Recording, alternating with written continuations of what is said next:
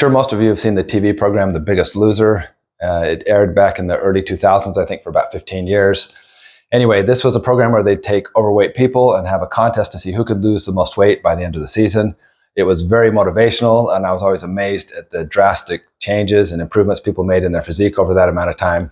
But all the time while watching this, I had some, in the back of my mind, some doubts or some concerns or things that were kind of bothering me that I had a hard time putting my finger on. And over time, though, I just wanted to compile these and share 5 things that bother me that I don't agree with about the TV program Biggest Loser. Now, some of you might be criticizing, wow, this is breaking news for 20 years ago. But at least I'm not doing a video on fear factor. So it's about health and fitness. So just relax.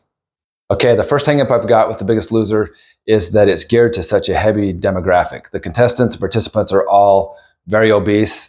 And I assume the producers imagine it's going to be a lot more exciting. People are going to tune in to watch someone lose 200 pounds instead of someone that needs to lose 22 pounds. So, and I can't blame them in that regard. It's going to be more exciting, more sensational, more extreme. But I actually know people who during that time, they were going to do auditions for the show. And I knew some people that wanted to be on it. They wanted to lose weight, but they said, I'm first going to have to gain a lot more weight because there's no way they're going to take me at my weight level. I have to be heavier to be on the program. So I thought that was kind of interesting. Also, when the demographic is so heavy, they make it seem like it's normal to lose 25 pounds in a week on a weight loss program, which it's not. I've seen these episodes where the people are looked at as a failure if they didn't lose that much. So just check out this one. Your current weight is?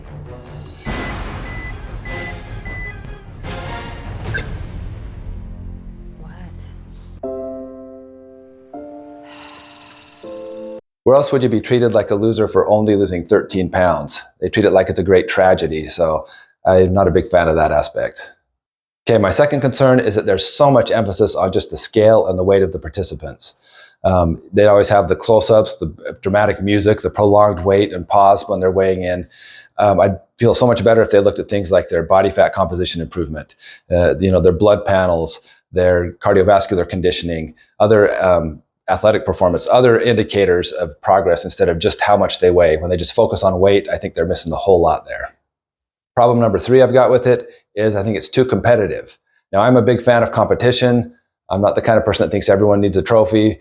So I love competition, but just in this venue where you've got people that are trying to improve their health, lose weight, and make healthy changes to their life, and you've got them making alliances and eliminating people. That's more like a game plan for Survivor. So not a big fan of the way they pit people against themselves and just kind of the psychological warfare that goes on when someone's just trying to lose weight and better their life. Problem number 4, I felt that the training approach was too extreme. You've got these people who are deconditioned, out of shape, overweight, and it's taken them years to get to that point. And they're thinking in one TV season, they're going to be able to ship them back to ideal health.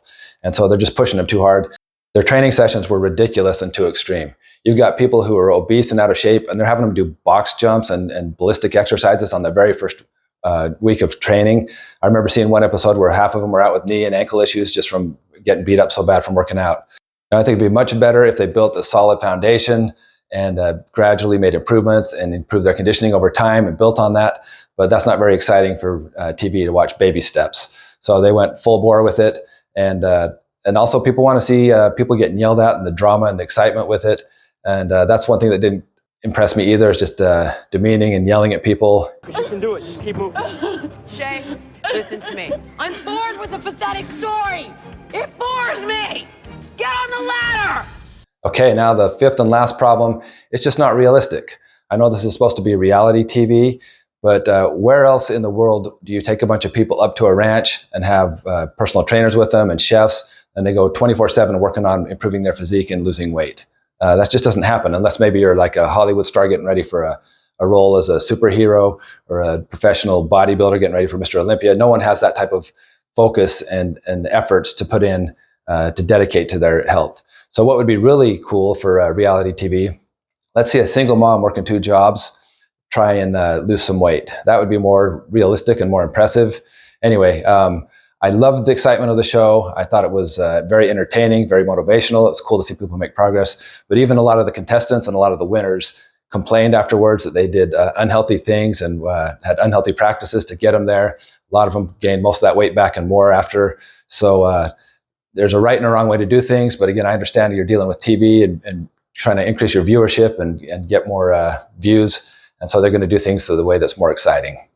Anyway, I don't want to come across as just bashing the show. I thought it was very entertaining and motivational, but there were several of these underlying issues and problems that were kind of bothering me, and I didn't feel it was very realistic or authentic in that regard. So those were just some of my gripes about The Biggest Loser.